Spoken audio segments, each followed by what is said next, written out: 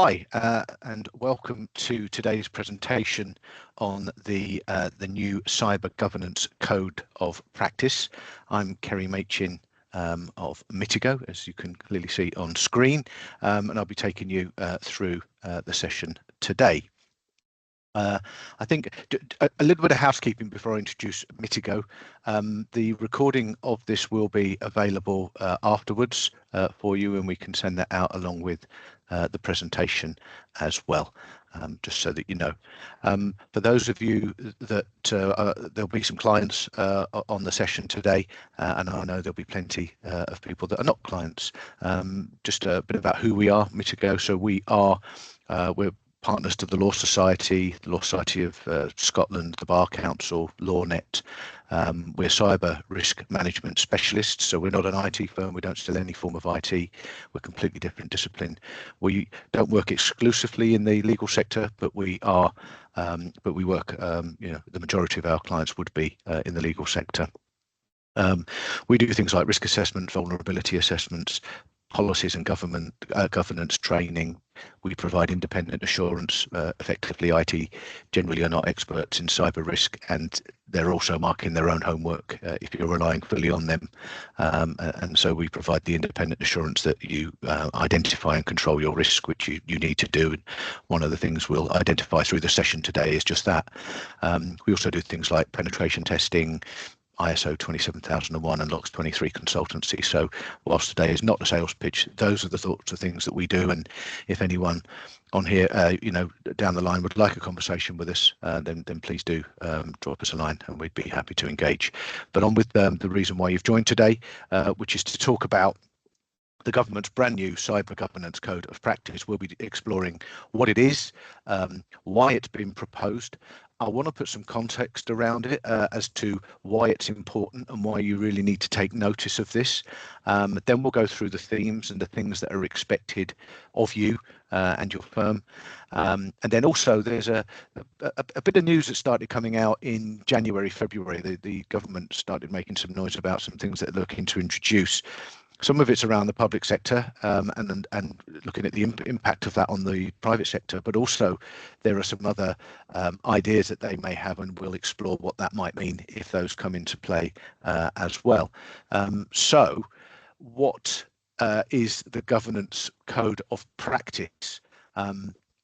And when was it introduced? So it'd been in consultation for just over a year. It started consultation in January 2024. Of course, what happened is we had a change of government last year, so things slowed down. But all of a sudden, in April, it was it was actually published, so the 8th of April. And what is it? Well, this formal, I'm going to read it out because I think it's succinctly put, formalises the government's expectations regarding an organisation's governance of cybersecurity and sets out clear actions that directors and non-exec directors need to take to meet their responsibilities in managing cyber risk. So this is going to place the responsibility of managing cyber risk squarely on the shoulders of partners of law firms, board members, directors, whichever way you set up, but senior people that lead these businesses. And why have they brought it in? So through the I'm going to show you some stats in a minute, which I think really bring it to life as to why the government have realised that this needs to be on the agenda of boards. But through the consultation, the things that came out were that they recognised that board members and senior leaders were struggling to engage in cyber issues, basically due to a lack of understanding. And why is that? Well, there's often very little oversight of how technology is used or managed within a firm. And in our experience, what we see is that a lot of people think that cyber risk management is the job of an IT firm or your IT provider in-house, externally, whatever that may be. But unfortunately, it's not. You can't delegate this across to them. They can deal with some of it. So, for example, you'll have things like antivirus or multi-factor authentication. You might have a firewall. These are tools that you use to help defend yourself. But unless you actually understand the risk that exists within the firm, you can't control it properly. And as we get into this governance code of practice, you'll start to see that it's far wider than just looking at technology. It also needs to consider, policy, regulation, legislation, the people that work for you, behavioral process analysis, and what you'll start to recognize is this falls way outside of your IT's remit. And then when you take into account that also, it's a different discipline, it's a different skill set required to understand how threat actors work, then it's not something that needs to be left to technical experts. It needs to come into cyber risk. And I think that was one of the key themes that the government picked up on. It just can't be delegated out, as it were. But also, people in industry were saying, well, what does good look like? What should we be doing? It's okay to tell us that we should do more, but what should we do? Because again, I think it's an education piece. But what was interesting is the government did say when they rolled this out, is they said that if this isn't implemented or taking up as well as they hope it will be, because it is a voluntary code, that it could be a step prior to legislation being introduced around it. So they're certainly getting stronger. And when you start to think about it, look at the news at the moment. Marks and Spencer's, the Co-op, Harrods, Dior, North Face, Cartier, all in the news about various types of cyber breaches. And when you start to consider that, Marks and Spencer's are saying this could impact them by £300 million, this one attack, then the impact of this is huge when it happens. And it doesn't just happen to big firms that we've heard of.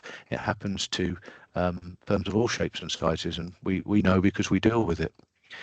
But to put a little bit of context around statistics as to why this is important and why the government are sort of starting to, I want to say, crack down on it. Every year they do a cyber breach survey, and so they just released the 2025 one, which is the results from 24. So there were 8.5 million cyber crimes that they know of in 24. That's up from 7.78 million in 23. 612,000 businesses reported a cyber breach in 2024. So that is not the number of cyber breaches that there were. Those are that were reported. There will have been an awful lot more than that, and there will have been far more crimes than the 8.5 million. It's only what we know about. The average downtime for a ransomware attack is 3 weeks. So I think that's something that businesses need to start considering. I mean, we can see the impact on Marks and Spencer's. Start imagining what that would mean if it was your business without access to systems, and how that would impact you. £1.5 million is the average ransomware payment last year. That's from the National Crime Agency. And as we can see, 83% of businesses haven't carried out any form of cybersecurity vulnerability audit, and 78% of businesses have no formal incident response plan. And the one thing I would say, and we'll go on to incident response plans later on, but if you haven't got one, you do really need to get one. Well, you need to carry out a vulnerability audit as well. But these stats support the government's stance here, is to say you've got to get involved, you've got to do more about it. So this is a voluntary code, and I'm going to come on to that in a moment, but let's just set the scene as to what other kind of legal, regulatory, moral duties you've got in this space already. Obviously, from a regulatory point of view, we've got the SRA, Code of Conduct, and the paragraphs. I was going to say that I've taken from it, but actually I've looked at the ICO, that when they've issued judgments against firms that have had cyber breaches and data breaches, they often refer to these elements of your code of conduct. So compliance with legislative requirements, the identification, monitoring and managing of material risk, effective governance structures, systems and controls, and safeguarding money and assets. So obviously the SRA require you to do those things. The ICO take that into consideration. If you've had a data breach, certainly a cyber data breach. From a legal perspective, we've got the GDPR, a broad summary of Article 32, because quite often, again, the ICO will quote, will obviously quote GDPR, but they'll look at Article 32, and that is, you have to conduct risk assessments, you have to implement effective controls, which include people, technology and governance. So again, GDPR is already stated this just isn't a technology piece, it's wider than that, and the government are starting to, as I say, they're starting to push that out more and more. You have to undertake regular testing, assessing and evaluating of the effectiveness of those controls, and you have to have evidence of these things. And I must admit, when we have firms that come to us who have had a breach, and a cyber breach, and their data has been exposed, and then we're advising them on things they need to do for remediation, and also their reporting duties. Some of this comes as quite a large surprise of the things that are expected of them at that point, and obviously that can have quite serious ramifications down the line. But aside from the obvious legal and regulatory duties here, there are moral and commercial reasons as to why you'd want to do that. You've got a firm that's probably spent a lot of years building its reputation and its client base. So you need to protect that. You need to protect your staff and the jobs they have, and obviously your clients' information. And you need to become and remain operationally resilient. And you need some form of assurance that those things are going to happen. So that's kind of those areas. But the reason why this voluntary code is going to become, we think, particularly of interest and should be of interest to people, is you've got other voluntary codes. So, for example, Cyber Essentials, which many of you will have heard of, the ISO series 27001 in particular for information management security, National Cybersecurity Guidance. We've got NIST, which is an American code, and you might sit there saying, well, why are you mentioning that? Because in the context of regulation and enforcement, voluntary codes are always taken into account. And just to sort of give you a couple of examples, Tucker's law firm in London had a ransomware attack. I'm going back quite a few years now, I think maybe 2020, 2021, something like that. And in the judgment, the ICO considered the relevant industry standard of good practice, most of which here are voluntary. So 27001 NIST, National Cybersecurity Centre, Lexel, Cyber Essentials. They also go on to mention that their own policies weren't adhered to. They then also looked at the SRA regulatory standards, and those paragraphs that I mentioned a moment ago were all within the judgment. Tuckers were fined £98,000 as a result of that breach.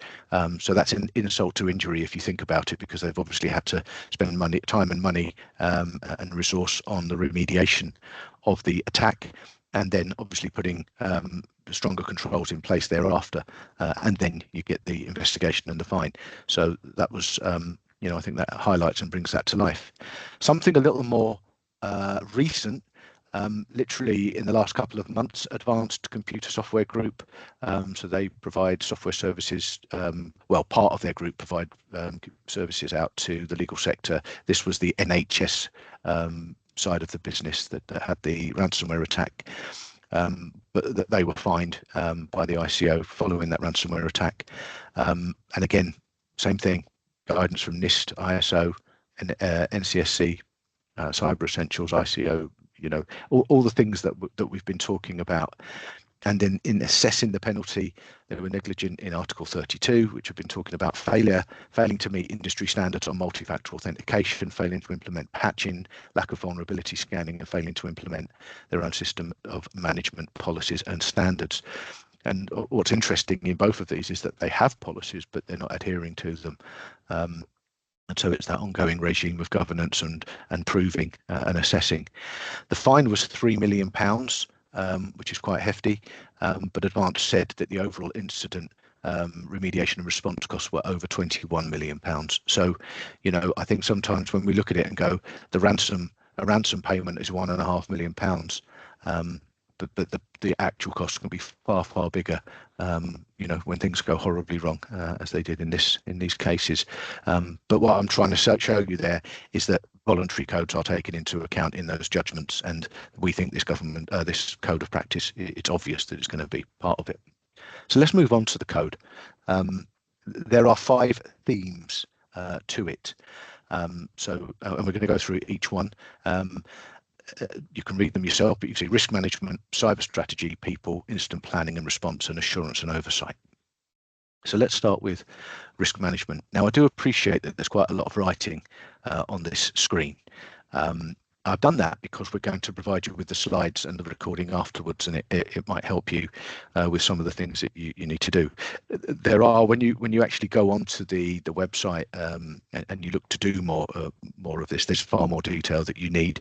But as I say, I've taken the headlines to try and give you as much sort of help as I can. So there are 5 things that they're looking to do, and I think there's 2 words that run throughout the whole of the themes. And those words are gain assurance It's in every theme, and I think that's key here. Is how do you know, how do you prove, how do you assess? It's all of those things, and what evidence can you have on it? So the first one here, gain assurance that critical digital processes, information and services have been identified, prioritized and agreed. So who's making that decision within your organization?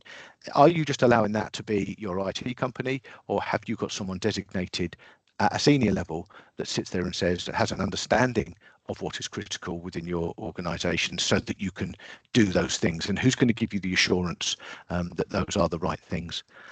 Number two, agree senior ownership of cybersecurity risks and gain assurance they are integrated into the organization's wider risk management and internal controls. So this is the essence of the code, isn't it? When you think about it, it's having someone at a senior level that's saying, yep, I understand where they are, and then looking at your overall risk strategy. You know, cyber risk is now up there with financial and legal risk. When you think about it, these are the three big things that hit firms and cause them the most problems.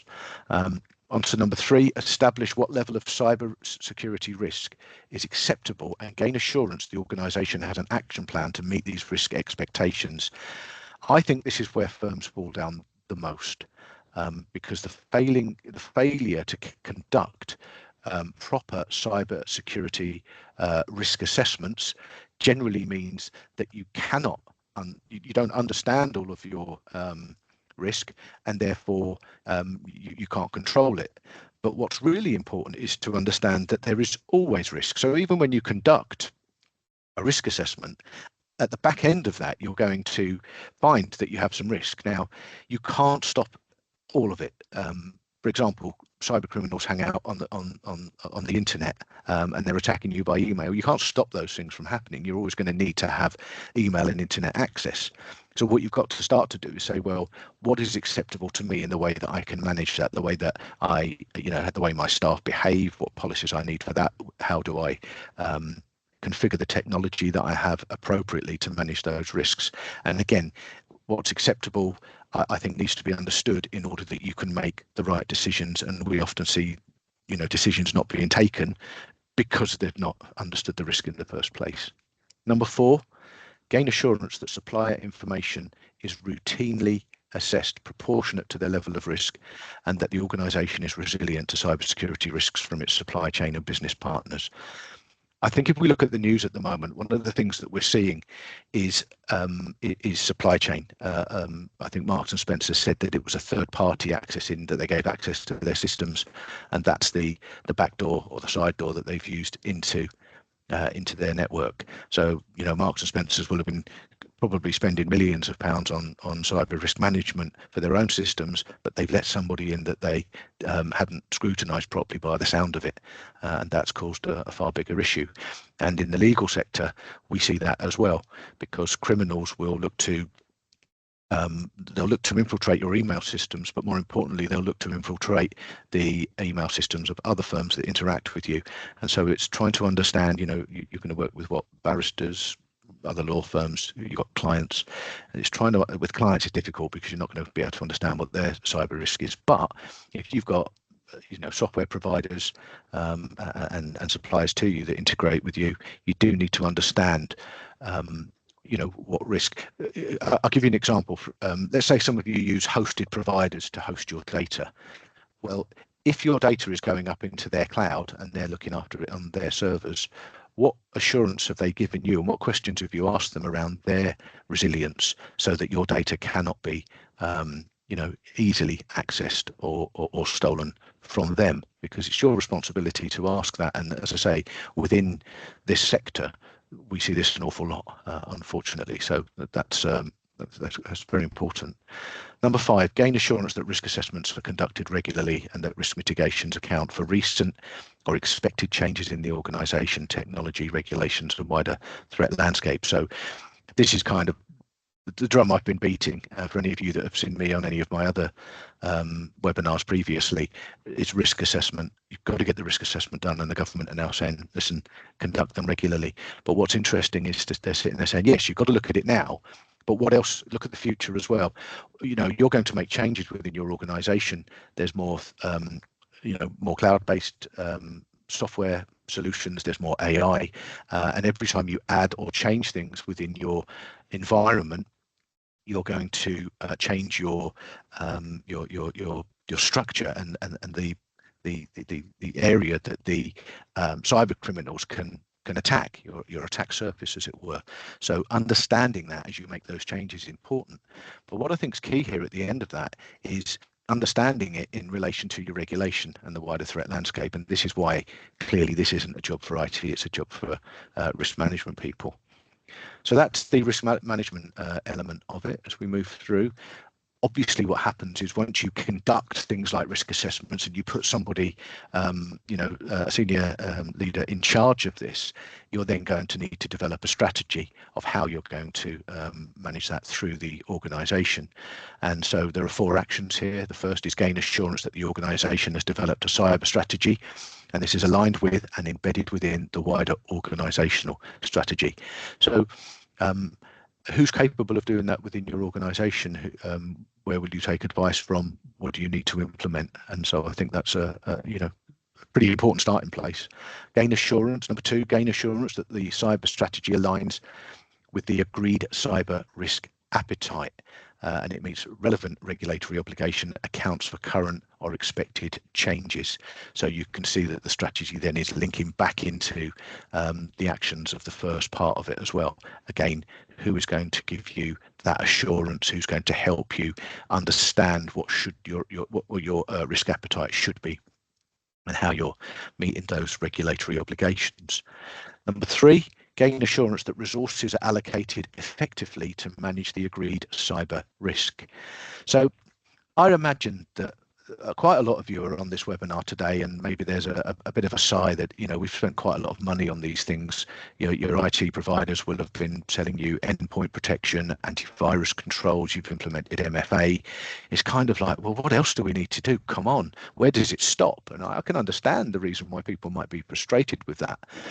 But often the problem we find here, what I'm suggesting is law firms do throw resource at it, but actually, are you throwing the resource at the right thing? And will you keep throwing resource at it because you're not sure whether you've managed to control that risk effectively? And I think that comes back to risk assessment. If you conduct a proper cyber risk assessment, what you start to do is understand the problems that you've got. And then you can say, right, I understand my behavioral problems from the people, my process problems, because some processes can cause us issues. And I now understand how my technology needs to be configured. And then from that, you can say, right, these are my gaps, and these are the things I've got that can control it, because I can tweak them, I can configure them differently. Or no, this is where I should spend my money. And we have seen when we go to work with firms, we come up against that conundrum where they say, well, I've spent all of this money and I still lose sleep at night because I don't know if I'm safe. So get your risk assessment done, get your controls in place, get yourself some independent assurance, and that ticks box 3 there, and it will certainly make some of you sleep a lot better at night. Number 4 is gain assurance that the cyber strategy is being delivered effectively and is achieving the intended outcomes. So again, it comes down to who's going to provide that assurance. Some of you, not all, I don't know the position of the firms here, but a lot of law firms, again, leave IT to mark their own homework, and they take their assurance from the person that is delivering it. From a compliance perspective, that's a bit of a no-no. You need somebody independent with the right expertise doing that for you and helping you gain the assurance that they're asking for. So the third theme is people. So you ask anybody in IT or, what's the biggest problem when it comes to cybersecurity? And they will always say people. And that's because human beings do things that you don't always want them to do, not because they're trying to be negligent or nasty, just because they're getting on and they're busy people. And cyber criminals, by the way, are really clever at trying to catch people out. When you're busy and you've got a lot on, it's easy just to get an email that will look genuine enough, could even be coming from another law firm, and it is a genuine one, but it's the cyber criminal sending it. And so you've got to be able to spot these things and identify them. So you've got to get in touch with your people here and make sure that you're making sure that they're one of your lines of defences, if you like. So action 1 is promote a cybersecurity culture. that encourages positive behaviour and accountability across all levels. So this should be aligned with your strategy. I think some law firms are getting better at this. As it being a culture of security, I think there are still some firms, and this is from the experience in, I talked to loads of law firms. I think some of them are kind of like, yeah, okay, it's got to be a top-down approach here. If the senior leadership team aren't talking about security with the wider company, then I don't think you can expect it to filter through. And then that culture then is fed by, well, what are your policies? What is your training regime? How are you testing and proving that? And how are you communicating that with the team? And that's the essence of this theme here. Action 2, gain assurance that there are clear policies that support a positive cybersecurity culture. I'd imagine that most of you have policies in place. Do you have the right policies? Do you have enough policies? How do you keep them up to date? Who reviews them for you? Who's kind of giving you the right advice on that? Number 3, this is interesting because they kind of break training down now into 2 elements, 3 and 4. Number 3 is more about the senior leadership team here in improving their own cyber literacy, and they're taking responsibility for it. So I found myself, or we found ourselves here at Mitigo, having boards or partners coming to us and saying, can you present at our partners meeting around cybersecurity awareness training, that sort of thing. And we're seeing that more and more as time goes on. But then as we go to number 4, is it says here, gain assurance using suitable metrics that the organisation has an effective cybersecurity training regime, education and awareness programme. How do you do that? I think with things like simulated phishing.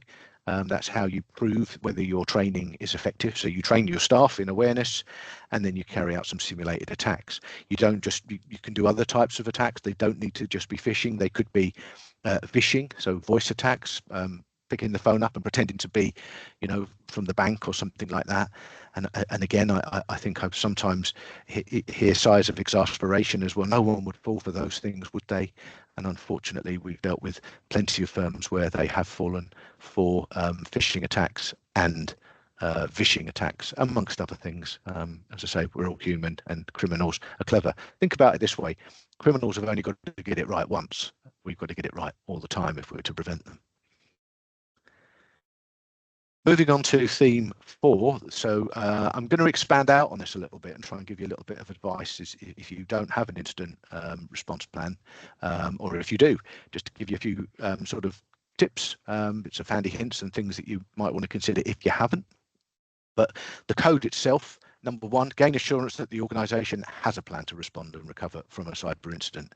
If we go back to that survey, nearly 80% of businesses don't have one. Number 2 is to test the plan at least annually. So do a desktop practice on it. Get someone in to work with you to say, right, this has just happened. What are you going to do? And we've conducted this with numerous firms, and the thing that we find is some of the plan works, but it's only as you start to go through an exercise that you realise, we've got a gap here, or we've got a gap here, and the code is asking you to do it at least annually now. In the event of an incident, take responsibility for individual regulatory obligations and support executives in critical decision making and external communications. I'm going to come on to this bit in a minute because this bit is critical, and we find that quite a lot of the organisations that we deal with when we deal with an attack struggle with this bit. They don't know who they've got to talk to, when they've got to talk to, when they're obliged to talk to them, and also how do we communicate, who do we communicate it to. Just to put context onto that, you think about them. I know I keep using the Marks and Spencer's one, but it's recent and a lot of people would have seen it in the news. I think initially, it's the online systems are down, and I think at the beginning they said, look, customer data has not been exposed. You roll forward 2 or 3 weeks, client data has been exposed. How do they communicate that out? When should they do that? Because actually you don't always know exactly what the criminals have got or done until you're further down the line, because you have to do quite a lot of forensic work. But then, of course, the criminals start to prove to you what they've got as well. And this is the point where this becomes really, really important. Ensure a post-incident review process is in place to incorporate lessons learned into future response and recovery plans. Well, I think that's pretty obvious. If you have a cyber breach, you need to learn lessons from it in order that you can reduce that from happening again. And I've put a rather glib line at the bottom there that it is not the time to plan your incident response during an actual event. I'm hoping that no firm on here has been the victim of a cyber incident or a proper one. If you have, you'll know how stressful it is and how hideous it is, and so you really don't want to make it up as you go along. So how do you prepare for an incident response plan? Well, everything starts with risk assessment. Understand your systems, your people, your data, because that will put a lot of controls in place for you, but it'll also understand what it is that you've got and what you're looking after should you come to rely on the plan. And then you need to create a response team, define the roles. Interestingly, they're internally and externally. So, who's going to do what within the firm, but then who are you going to go to? A lot of firms will pick the phone up to their IT firm. They'll pick them up to their cyber partner like us. They'll pick them up to their insurer. You may have others as well, but typically those will be the three. Who are you going to talk to? What are the phone numbers? Who knows? What if someone's on holiday internally? Who's got access to this information? Established response guidelines, communication, internal, clients, press and regulators. So this is the bit I was saying. When a cyber breach happens, it's pretty obvious to the outside world that something's gone wrong because your clients, might receive emails, but generally what happens is the cyber criminals will steal a large amount of your data, and part of the ransom demand will be for them not to leak it out and give it out to the wider world. And they will put a little snippet on the dark web to prove that they've got your data. And what happens is you get members of the press, and that they look at the cyber criminals' websites on the dark web, they monitor them. And when they see a company that's been hit, they then obviously, that's newsworthy. They then either leak it out onto social media, but then you'll certainly start to receive phone calls about it. And so it's about, how you're going to communicate that to your staff, how you want your staff to communicate that to your clients, to the press, and then obviously how you're going to communicate that across to the regulator. So there's quite a lot of things that you're going to need to consider when you're looking at the communication of this. Emergency contact procedures are really important here, because bear in mind your email system could be down or it could just be compromised, i.e. the criminals are sat within the email and they're monitoring everything that's going on. So it's just a matter of, so how do we do that? You can use WhatsApp, you can use personal email accounts, but you've got to start considering which accounts you should and shouldn't be using. Consider how you will define the risk. Of course, one of the problems is you don't know how bad the attack is until you're in the midst of it. And so that's when you really need to work that out as quickly as possible, so you can say, no, that's not a big problem, that's not going to be reportable, or hell no, that's a huge issue for us, and we need to get rolling on with certain things. As I put on there, train the staff. So this is training the incident response team, and training your staff as well. And then as we move forward, is looking at your backup and recovery, because as you go through this, you're going to have to recover out of it. Now, we don't know what's happened because there's all manner of things that could, but backup is incredibly important to get this right. I would imagine every firm on here has some form of backup system. And I would imagine that most of you have gained some form of assurance from your IT provider that your backup would restore within, let's make it up, 48 hours, you'd be back up and running. Okay, well, that's all well and good if your backup is configured right and it's not taken down as part of the ransomware attack, which we see quite often. So your backup needs to include not just your data, but it also needs to have a copy of the software and your system configuration. If you think about it, if you've just got a big bunch of files in your backup and documents, your network and your system is the shelving on which it sits. So you need to have that backed up so that you can then bring that all back up online in stages. You've got to consider where and how you're storing it, and you need to make sure that the backup is not accessible by the cyber criminals, and that the terms of frequency and the protection and the capacity of the memory is taken into account, because if it's set up incorrectly, then you'll lose the lot. And then, as it says, understand the locations of backup, and then most importantly is test that plan. Is make sure it works. If you're in the midst of an incident, it's that identification. Is it a real event or not? We get quite a lot of calls from people where they sort of something's happened, we're not quite sure. I don't think there's ever such there's not a stupid question when it comes to we're not sure. Check it out, because if they're in your systems and you pick it up early enough, then you can reduce the damage significantly. I think one of the interesting things when you look at the co-op breach recently is, whilst that had a significant impact on co-op, they were able to isolate part of their system because they recognized that they were being attacked, and so it prevented further damage, as if it hadn't given enough. But containment is the containment is important because the identification is important. Then it's to eliminate it, find out how they got in so that it can't happen again. We do see firms that are victims more than once because they didn't understand the root cause. So let's say the IT firm sorted something out to get them out of the issues they think they've identified and contained it, but they didn't eliminate the source.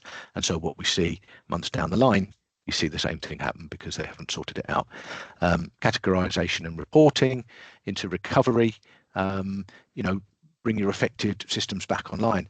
One thing that's really interesting here is if you are the victim of a data breach or a cyber attack and you're reporting it to people like LMS, if you're doing banking transactions and things like that, the chances are they'll block you out of their systems until you can prove that you're safe, and that you get some form of certification that the threat actors are no longer in your systems. And then there's lessons learned, which is pretty obvious from things I've been saying. Again, we don't want this to happen to us again, do we? Type affair. So moving on then to theme E, and this is assurance and oversight. So, I've been talking about this all the way through, and as I've said, those two words just keep coming up: gain assurance. And when we looked at why the government brought it in, it was that board level people just tend to not really have oversight of it. So establish a governance structure defining roles and responsibilities of cyber resilience at exec and non-exec level. So obvious. Establish formal reporting on at least a quarterly basis. So that's quite robust. Is it being discussed at partners meetings? Cybersecurity, I'm sure it is. Is it being done quarterly? I don't know. Establish regular two-way dialogue with relevant senior managers. So internal communication, that also helps with the culture, I would assume. And then number 4, gain assurance that cybersecurity considerations, including the actions of this code, are integrated and consistent with existing internal and external audit and assurance mechanisms. So some of you will have other forms of audit that go on, and they need to fit into those things as well. And then gain assurance that senior executives are aware of relevant regulatory obligations as well as best practice contained with other codes of practice, which I think just highlights back to the considerations that the ICO take on it. But I think what's really important from our perspective when we talk about assurance and oversight, and I've said this already, but I will continue to say it because I do like to sound like a broken record. Assurance should come from a subject matter expert. And IT and cyber are completely different disciplines, and independence is for assurance is vital. IT marking their own homework doesn't cut it in our experience. The common denominator of all when we deal with a breach, the common denominator is that those firms have only used IT for cyber risk management, well, cybersecurity. That's where the reliance is. There's no external independent assurance coming from those. So that's the conclusion around the code of practice. I'm now just going to move on to, I'll take some questions at the end. There's a Q&A button on screen. If you can do any questions through, I should have said this at the start, but if you've got any questions, type them into there, and then I will endeavour to be able to deal with as many as I can as we start moving towards the end. So we're just a few slides away now. So back in January, so the Home Office proposals to ban ransomware payments. So this is in the public sector. So back in January, Home Office announced a UK government consultation on the proposal to reduce ransomware payments to cyber criminals from public sector bodies, including local government and owners and operators of CNI, critical national infrastructure. And it was also to look at schools, NHS, councils, because again, you will have seen in the news, lots of these have fallen victims to ransomware attacks, and the government want to ban ransom payments. And I'll come on to whether that's a good or bad idea in just a minute. But they also, in the proposal, had a couple of other aspects to it for the private sector. The first was a ransomware payment prevention regime. So that is to notify your intention to pay a ransom. So you would be obliged to do that if you had a ransomware attack. And number two, a mandatory reporting regime for ransomware incidents. You remember when I was showing you the statistics around the amount of reported attacks? Not everything is, and the government want that to be mandatory because then it provides intelligence for enforcement agencies and so on and so forth. So, I mean, what will that mean to you? It's clearly well intentioned, isn't it? You know, when in trying to block ransom payments and things like that and learn more about it. But I think you've got to consider that, first of all, the overwhelming majority of ransomware attacks are against businesses in the private sector, not against government bodies, and so it's still going to continue.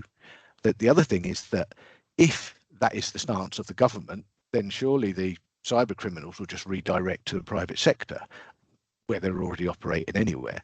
You know, think about this: most cybercrime is not targeted. Vulnerability is targeted. So I accept that Marks and Spencers and Co-op and Harrods might have been targeted themselves, but generally, when we're dealing in the legal sector, it wasn't because they said, you know, ABC law firm should be a target of ours. They found a vulnerability and they exploited it. And so anyway, I digress a little bit, but and then again on this payment blocking, ransomware payment blocking. I mean, what if you wanted to pay the fine, the ransom? Sorry, because if you turn around and said, look, £1 million versus 3-4 weeks of downtime, and then 6 months of pain, because it will be far longer than that, it might be cheaper to pay the £1 million. And if the government turn around and say you can't pay it, then that could be a problem, because a lot of firms do choose to do it. Prevention of payments will not prevent cyber criminals from capitalizing on data theft. Remember, just by the fact you don't pay them, they can sell that data on anyway. So, they're going to make money in lots of different ways. But I think something that's really interesting and working in the legal sector as we do, ransomware is not the largest type of problem that we see. It's actually email account takeover or business email compromise. That's criminals getting into your email systems, sending fake invoices to your clients, be those commercial clients, be those conveyancing clients, and getting them to pay them money directly because they've sabotaged one of your invoices. They can also steal data and lots of other things. So, it's not the biggest type of problem that you guys face. So let's not kid ourselves. Moving on to the bottom line. So cyber risk management should be a top-down, should be at the top of any firm's risk register. It's a top-down approach. It's got to be owned by the board. But for those of you attending, obviously that shows your intention. If you're not already doing it, but your intention, perhaps do that. You've got to allocate the adequate resource to it. I think that's, you're already spending money. Just ensure that you're spending it in the right places and get some assurance of that. Get a good cyber governance structure in place. Get some assurance of someone. I know I keep saying it. If anybody on here wants to have a chat about it, then you can. This isn't a selling session for us, but I am going to put my details on there because something might have resonated with somebody today who says, let's have a chat. So I'll leave that on there just for 10 or 20 seconds. But obviously, as partners to LawNet or the Law Society, you can also find us on their websites and online as well.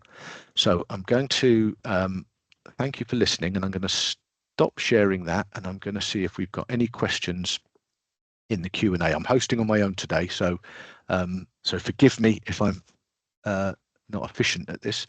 So I have a question. Hi, given that cyber assurance